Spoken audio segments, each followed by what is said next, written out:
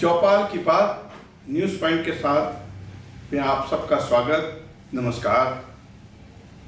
आज चौपाल में खबरों की खबर में बात करते हैं सोनम वांगचुक की रिहाई की, कि कैसे माननीय सर्वोच्च न्यायालय में सुनवाई से एक दिन पूर्व सोनम वांगचुक से एनएसए हटाकर केंद्र सरकार ने उनकी रिहाई की है। क्लाइमेट एक्टिविस्ट सोनम वांगचुक करीब 6 महीने बाद जेल से बाहर आएंगे, क्योंकि केंद्र सरकार ने नेशनल सिक्योरिटी एक्ट के तहत वांगचुक की हिरासत को रद्द करने का फैसला किया है। गृह मंत्रालय ने बयान जारी करके इसकी जानकारी दी है। सोनम वांगचुक को 26 सितंबर 2025 को एनएसए के तहत और सोनम वांगचुक के ऊपर जो एनएसए लगाया गया। नमस्कार दोस्तों, आज मेरे अनशन का 14वां दिन है। कल तक मैं काफी ऊर्जा महसूस कर रहा था, मगर आज ऊर्जा कम होती महसूस हो रही है। सुरक्षा के लिए खतरा बताया था, वो अब राष्ट्रीय सुरक्षा कहाँ रही। विभिन्न अदालतों में भी सोनम वांगचुक को देश के लिए खतरा बताते हुए देशद्रोही तक का कैंपेन तमाम आईटी सेल से जुड़े लोगों ने, सरकार से जुड़े लोगों ने लगातार चलाया।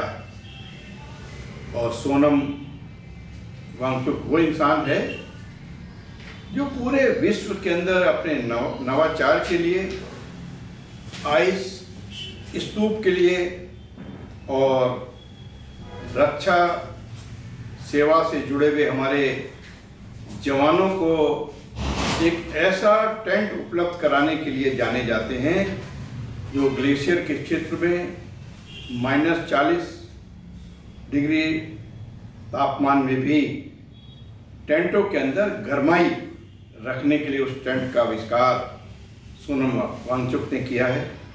मैग्सेसे पुरस्कार से सम्मानित, पर्यावरण के संरक्षण संवर्धन के लिए जो सामाजिक कार्यों के लिए जाने जाते हों, उस सोनम वांगचुक को केंद्र सरकार की सीबीआई ने, लेह लद्दाख के पुलिस ने देश के लिए सुरक्षा का खतरा बताते हुए, देश की सुरक्षा के लिए खतरा बताते हुए उन पर एनएसए लगाया गया।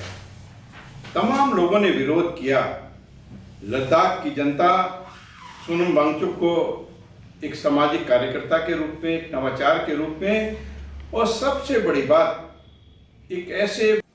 आज मैं आपको एक कहानी सुनाऊंगा जो कि अरुणाचल प्रदेश में हुआ, जहां एक युवक हिग्यू ओबिन ने लद्दाख की आवाज प्रधानमंत्री जी के एक रैली में उठाया। मैं उन्हें पूरे लद्दाख वासियों की तरफ से सलाम और धन्यवाद करूंगा। हम में से कुछ लोग ये कह सकते हैं कि क्या उनका तरीका सही था, मगर फिर मैं सोचता हूँ उन्होंने कोई हिंसा तो नहीं की, सिर्फ आवाज उठाई, नारा लगाया। और अगर हम दूसरी तरफ याद करें अपने संसद की,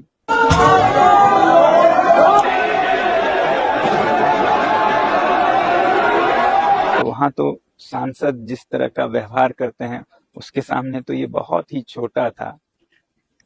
तो छोटे बड़ों से ही तो सीखते हैं अपने हक की आवाज उठाना। बाकी आपको ये बताऊं कि यहाँ जैसे दिन शुरू हो रहा है, अलग अलग गांव के लोग भारत का झंडा उठाए, लद्दाख के मांगों को आवाज देते हुए यहाँ सैकड़ों के तादाद में जुड़ रहे हैं।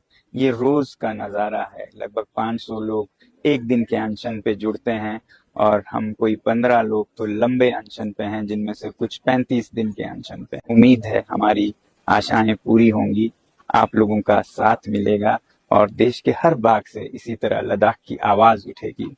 जुले। हम सब का मानना है कि ऐसे विश्वविख्यात, ऐसे सामाजिक एक्टिविस्ट को देश की सुरक्षा के लिए खतरा जिन लोगों ने बताया, जिन लोगों ने उन पर मुकदमा कायम किया, जिन लोगों ने उन्हें जेल में ठूसा और जिन लोगों ने लगातार उन्हें राष्ट्रीय सुरक्षा के लिए खतरा बताते हुए social media, main stream media, सब जगह जो कैंपेन चलाया गया, क्या वो देश की जनता से माफ़ी मांगेंगे?